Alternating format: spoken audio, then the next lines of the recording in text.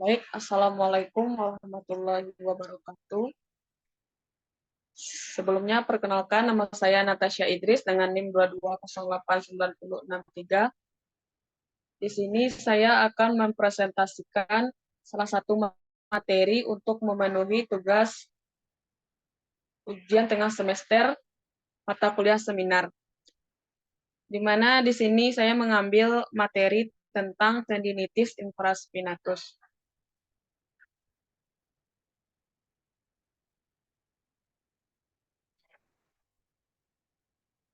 Materi yang pertama yaitu tentang definisi tendinitis infraspinatus. Tendinitis infraspinatus adalah peradangan pada tendon infraspinatus, salah satu otot dalam rotator cuff yang terletak di bagian belakang bahu, yang dimana otot ini terdiri dari subscapularis, supraspinatus, teres minor, dan infraspinatus itu sendiri, yang berperan penting dalam menjaga stabilitas dan gerakan rotasi eksternal bahu.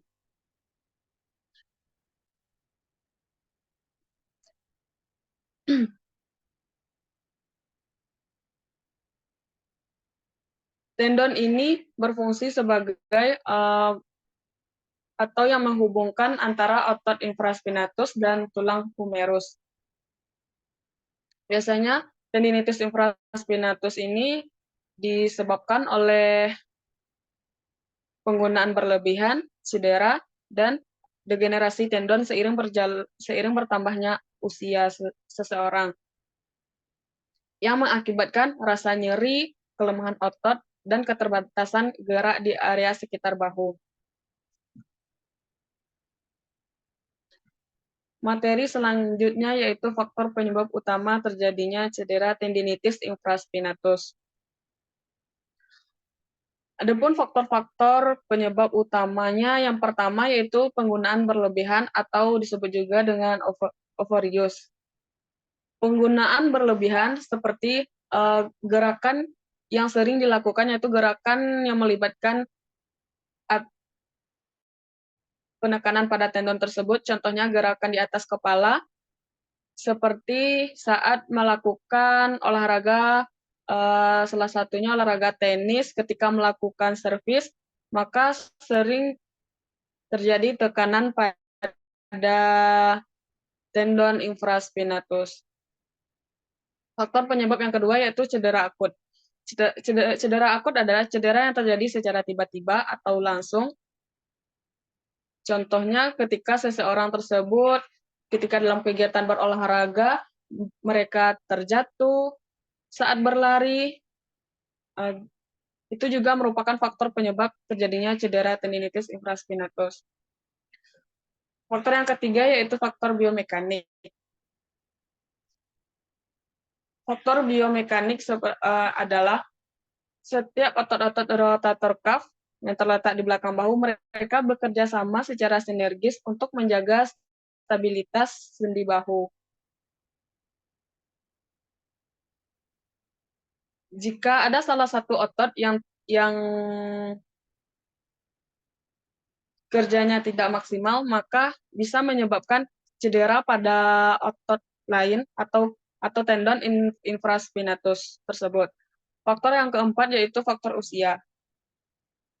Seiring bertambahnya usia seseorang, maka tendon seseorang tersebut akan mengalami degeneratif, seperti penurunan kekuatan tendonnya, dan penurunan elastisitas tendonnya. Faktor yang kelima yaitu faktor lingkungan dan gaya hidup.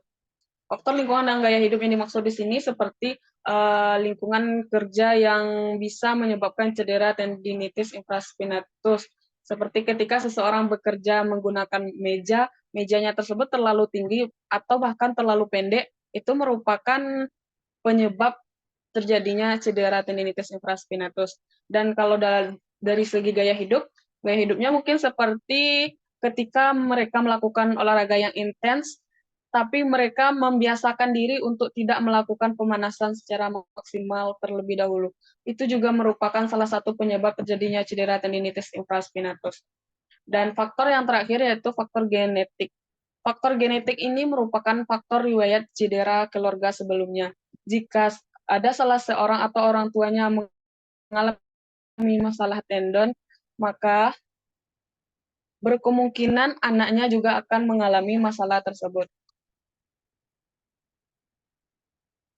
Materi selanjutnya yaitu tingkatan dan gejala pada tendinitis infraspinatus. Yang pertama yaitu tingkatan pada tendinitis infraspinatus.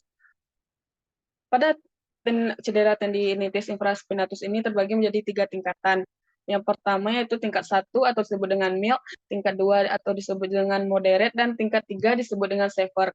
Pada tingkat 1 ini, seseorang masih mengalami nyeri yang biasa ketika mereka setelah melakukan aktivitas fisik, dan nyeri tersebut dapat hilang setelah seseorang tersebut beristirahat. Yang kedua yaitu tingkatan kedua, atau disebut juga dengan moderate. Pada tingkatan kedua ini, nyerinya mulai terasa ketika saat melakukan aktivitas fisik, dan mulai merasakan ketidaknyamanan di area sekitar bahu tersebut. Selanjutnya yaitu tingkatan tendinitis yang tingkat 3-nya, atau kita sebut juga dengan severe. Tingkat 3 ini merupakan tingkat yang paling berat, yang dimana cederanya sering terasa ketika melakukan aktivitas, bahkan tidak bisa melakukan aktivitas sama sekali karena telah terjadinya pembengkakan dan nyeri yang sangat signifikan pada area tendon infraspinatus tersebut.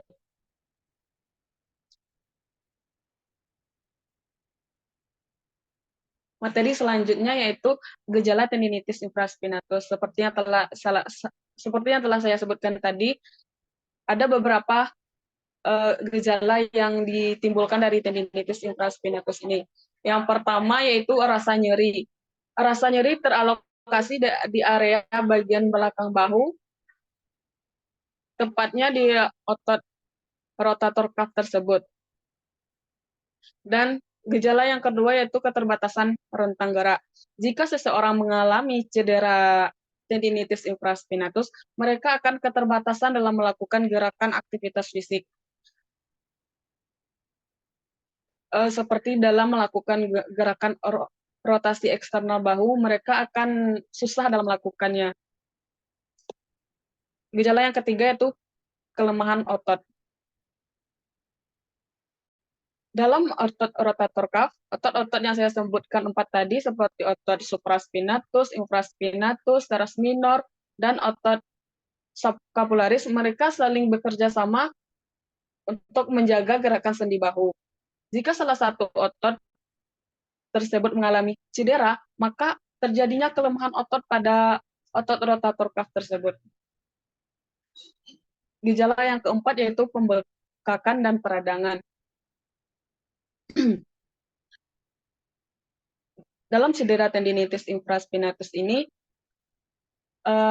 gejalanya dapat berupa pembengkakan dan peradangan. Pembengkakan di area sekitar bahu, tepatnya di rotator cuff tersebut, di area yang terkena cedera.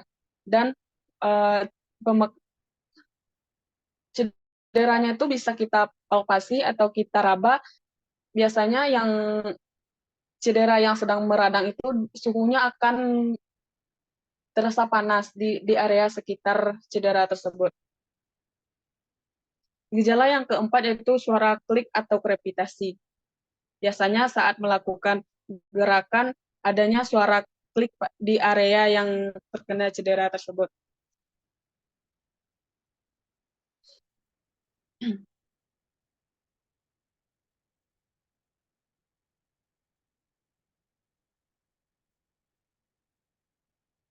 Materi selanjutnya yaitu contoh olahraga yang sering mengalami cedera yang mengakibatkan cedera tendinitis infraspinatus ini. Yang pertama yaitu dalam olahraga tenis. Saat kita melakukan servis tenis, kita sering melakukan gerakan berulang yang memberikan penekanan terus-menerus pada tendon infraspinatus, mengakibatkan cedera karena gerakan berulang tersebut. Contoh olahraga yang kedua yaitu baseball. Saat seseorang pitcher pada baseball tersebut juga dia sering melakukan gerakan berulang seperti dan juga memberikan penekanan pada tendon infraspinatusnya. Contoh olahraga yang ketiga yaitu olahraga renang. Pada olahraga renang ini, terkhususnya pada gaya bebas dan gaya punggung, sering melakukan gerakan rotasi eksternal di atas kepala. Juga menjadi penyebab terjadinya cedera tendinitis infraspinatus tersebut. Dan contoh olahraga yang terakhir yaitu olahraga angkat berat, di mana seorang angkat berat tersebut sering melakukan atau mengangkat beban terlalu berat dan memberikan penekanan yang cukup kuat terhadap otot-otot rotator cuff-nya, terkhususnya yaitu tendinitis infraspinatusnya.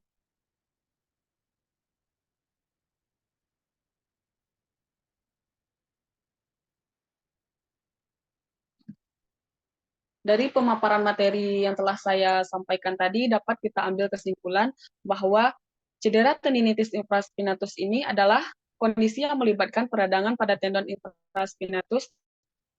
Cedera tendinitis infraspinatus ini juga dapat disebabkan oleh berbagai faktor, termasuk penggunaan berlebihan, cedera akut, faktor biomekanik, usia, penyakit degeneratif, faktor lingkungan dan gaya hidup, serta faktor genetik yang dapat mengakibatkan rasa nyeri, kelemahan otot, dan keterbatasan rentang gerak pada seseorang yang mengalami cedera tendinitis infraspinatus ini.